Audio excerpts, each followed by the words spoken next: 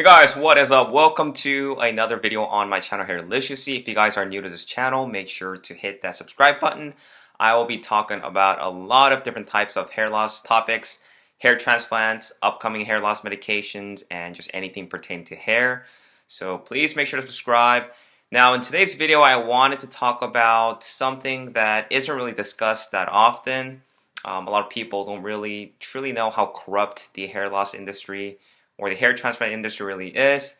And we know that there's tons and tons of snake oil that claim to cure baldness or treat hair loss, but up till now that's hasn't really been the case. And there's plenty and plenty of doctors who are very deceitful, doctors who are just pretty much after your money, and they try to play with the emotions of young vulnerable men who suffer from baldness. And a lot of the times, these doctors claim to give you a full set of hair or very good density, when in reality that's rarely the case. So as a result, let's go ahead and take a look at some of the worst hair transplants. I know this is part 2. I just wanted to do another video because I had really good feedback on the first one. So let's go ahead and take a look at some of the worst hair transplants ever. So this first guy here seems to be in his early 20s, and it looks like he's suffering from a moderate form of hair loss. I would say about a normal 3. And based on the photos here, his hair transplant doctor was pretty aggressive with his hairline by almost lowering it almost, I want to say about 1.5 inches to 2 inches. And we can't really tell much from month 1 to month 2, since most of the transplanted hairs are in their shedding phase.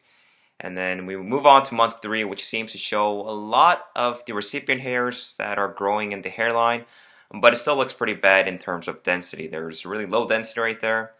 And given the appearance of his donor zone though, and the fact that he actually underwent an FUT procedure, I think he had about 6,000 hairs, so that's roughly about 3,000 grafts. The doctor should have actually had good density, but the results that you guys can see here just looks terrible. Even at month 4, month 5, month 6, it just confirms how bad of a hair transplant that this guy has got. And I actually know this doctor because I've actually seen him and his results on YouTube. And the thing is, he's done plenty of hair transplants, but his issue really seems to be with density and the fact that he doesn't do FUE. There's not much growth that can be seen even in his 5th month mark, and his density is even still pretty low. And this actually looks worse than what he did before, because his hairline is pretty obvious that he has undergone a hair transplant, which was butchered by his doctor in the hands of a very incompetent doctor. So this is his 1-year mark, and as you guys can see, it's still very visibly bad. The hairline is just very see-through, and his density is still very low, and it just looks very horrible. And what's even worse is that his doctor put up before and after photos of this guy on his website.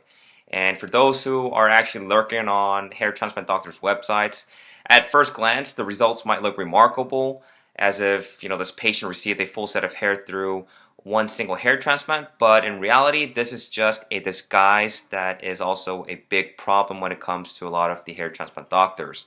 Photos can be very deceiving, and there's many people who look into getting a hair transplant by visiting a doctor's his website, looking at photos of before and after pictures. If you judge by, solely by photos that you see online, you are going to be in for a big treat.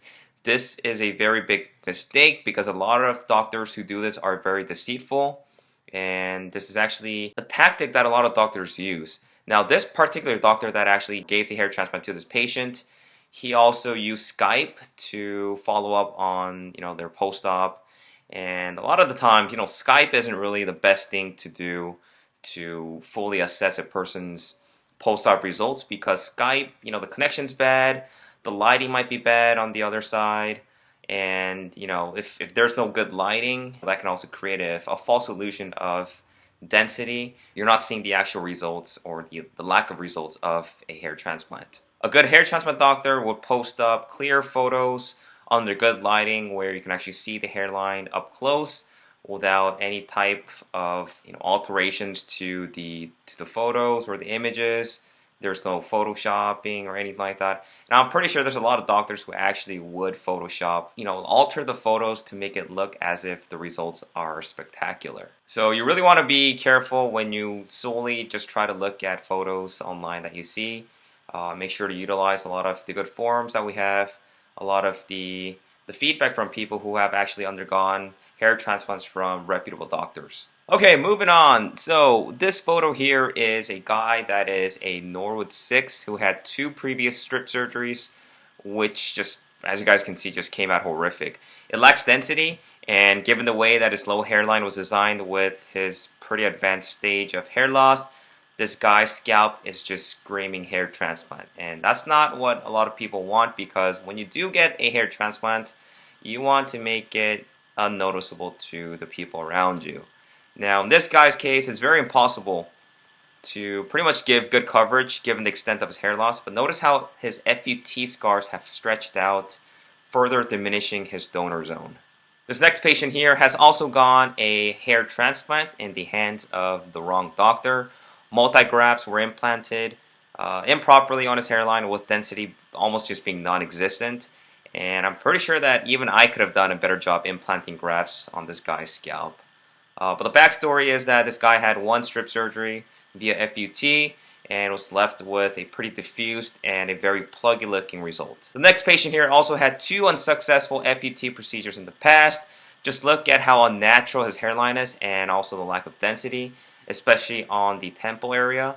And to make it worse, the FUT scar on the back of his scalp has stretched pretty bad and scarred up his donor zone, which would waste a lot of the precious finite recipient donor zone follicles in the back of the scalp. Now, I really don't understand why people who still undergo an FUT procedure you choose that method when we actually have so many reputable doctors who do a great job with the FUE procedure, and that also just minimizes the scars instead of having a linear scar on the back of the scalp that can stretch out over time. So please stay away from FUT, and if you can, just look into FUE. Next patient here also happened to have an FUT back in 2010 with a very, very disappointing hair transplant result. The hairs that were implanted seemed to have just decided not to grow out, and with the haircut or the comb over that he has, he might as well just shave his head. The worst thing that can happen is a bad hair transplant that leaves you with a big scar with no hair growth, because number 1, you just wasted a large number of finite grafts, and then number 2, you're just back at square one. So you got to go through this whole same procedure, pay more money, repair these scars, just to get back to where you were before. Now, this next photo here just really makes me cringe because it is such a horrible hair transplant that was done.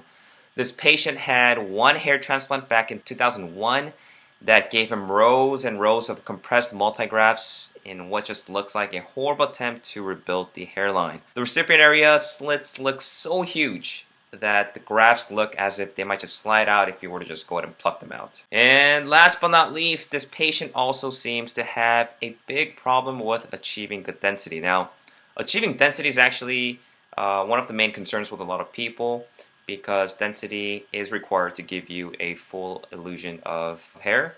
But this photo here speaks for itself. That person's hair, the direction is not even pointing the same direction, and it's just horribly wrong.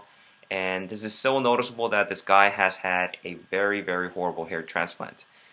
Anyway, guys, thanks for watching. If you guys have any questions, make sure to leave some comments below. If you guys have any topics that you guys want to discuss, you can go ahead and send me an email or send me some comments. If you guys have any questions in general about my hair transplant, if you guys are interested in where I got mine, go ahead and look in the description box, and I will have all the information down there. Thanks again, guys. Thanks for watching. If you guys have not subscribed, make sure to smash that subscribe button, and I will talk to you guys next time. Take care.